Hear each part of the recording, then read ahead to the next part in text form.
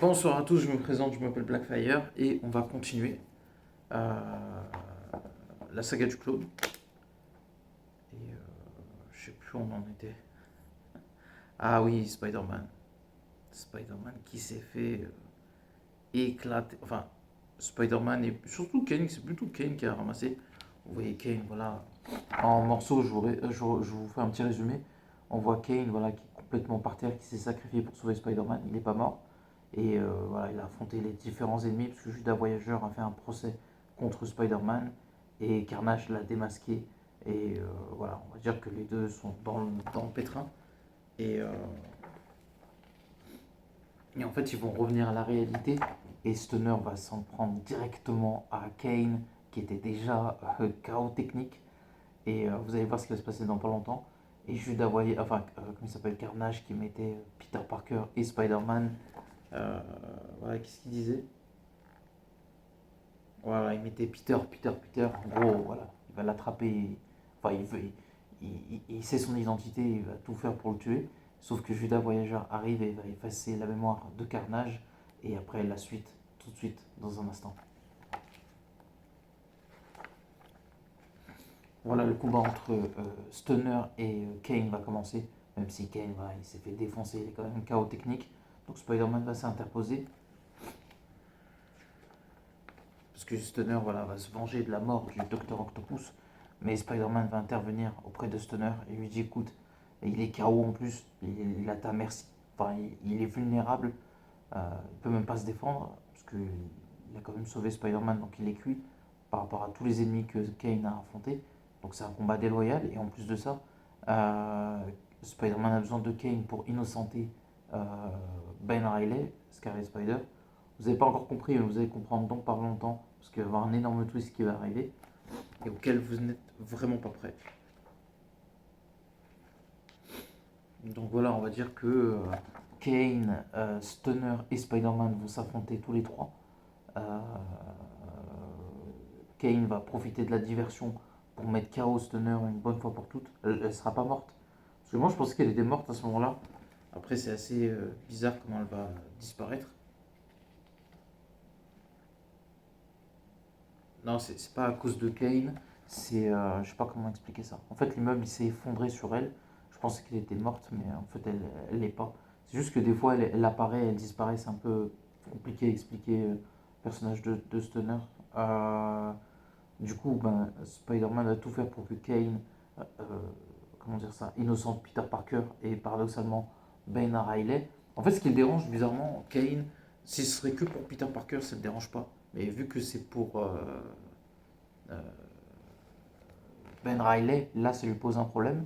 Et Spider-Man, en fait, il joue la carte du dupe avec Kane. Et après, il lui met une patate. Vraiment, à mon avis, il a dû mettre toute son énergie pour kidnapper Kane et l'amener au procès. Et sauf que ça ne sera pas chose aisée. Donc, il a gagné la première partie. Sauf qu'il a sous-estimé la force de Kane qui s'est réveillé après le bon coup qu'il lui a donné. Et en fait, vous allez avoir un énorme twist, vraiment incroyable, auquel vous y attendez pas. Parce qu'en gros, Kane, voilà, il pousse Spider-Man au procès, justement, sur l'intérieur du procès de Peter Parker, en tout cas de Ben Riley, des deux, paradoxalement. Et énorme twist. Donc voilà, les deux vont continuer encore à se battre, pour que, voilà, les deux sont déterminés. Kane, il ne faut pas défendre Ben Riley, et Spider-Man, il est déterminé plus que jamais à se disculper et à sauver Ben Riley. Donc à la fin, là, ils sont que tous les deux. Et là, vous allez avoir un énorme twist, parce que Kane, c'est un clone de Peter Parker. Le premier, en fait. Paradoxalement, c'est lui le premier clone de Peter Parker. Sauf que c'est une expérience qui est dégénérative. Ça l'a rendu en fait extrêmement fort, mais ça l'a défiguré le visage. Et en fait, il est en dégénérescence. Ça veut dire que il va mourir, tu sais pas quand, mais paradoxalement, il est extrêmement fort.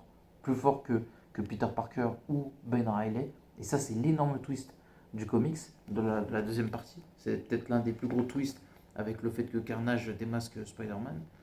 Et du coup, Spider-Man, il comprend, il a une stratégie. Il s'est dit, je vais rentrer au procès.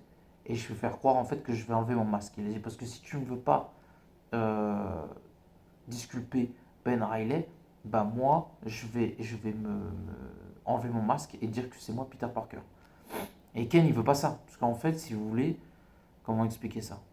Kane c'est le clone de Peter Parker. Et paradoxalement il veut son bien, il admire Peter Parker. Pour lui c'est tout ce qu'il y a de mieux dans sa vie, en fait, à Kane.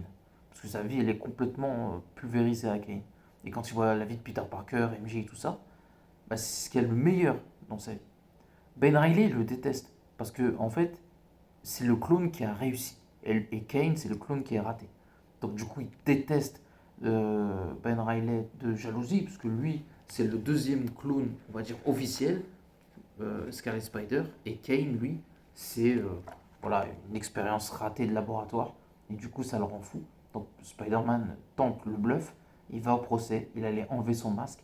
Et comment il s'appelle, Kane intervient pour empêcher justement le pire cauchemar de toute sa vie, chose comment il s'appelle, que Spider-Man avait compris.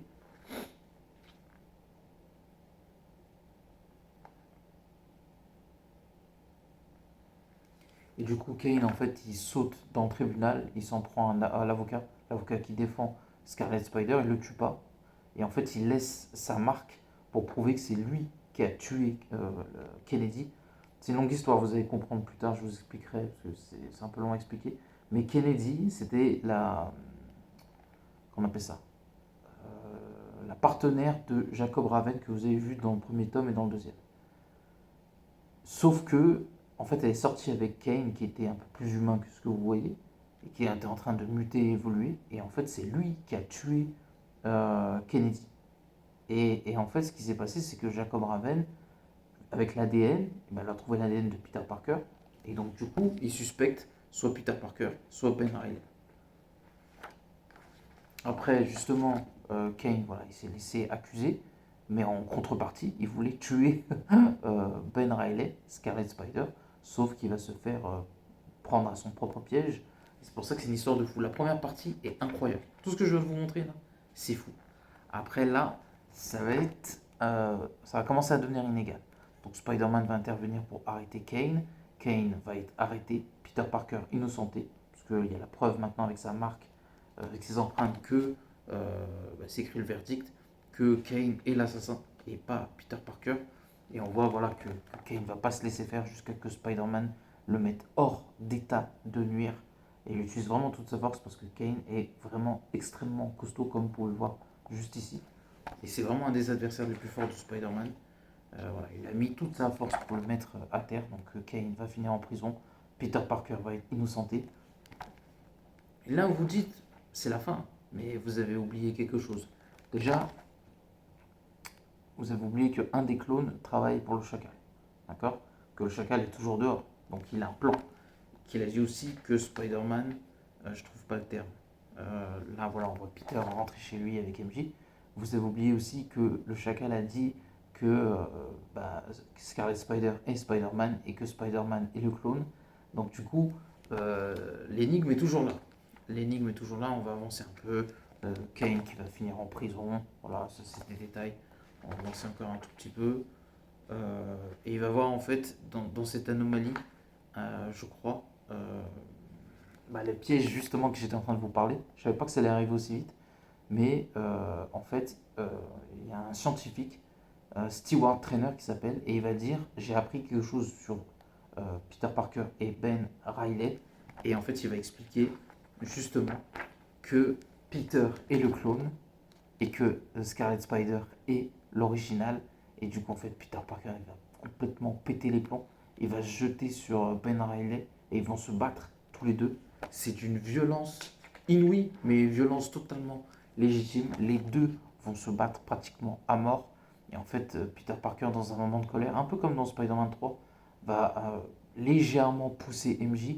Et en fait, il va être choqué de ce qu'il a fait. Il va décider de s'enfuir, de partir. Et parce qu'il est traumatisé de, de, de, de, de, de la situation, en fait. Parce qu'il ne sait plus qui il est vraiment en train de vivre une crise d'identité sans précédent. Et le chacal, lui, il est totalement content de ce qui est en train de se passer. Voilà, peut-être forcément, il est responsable de ça, et pas totalement non plus. Et on va s'arrêter là. Donc n'oubliez pas de commenter, liker la vidéo. Et à la prochaine.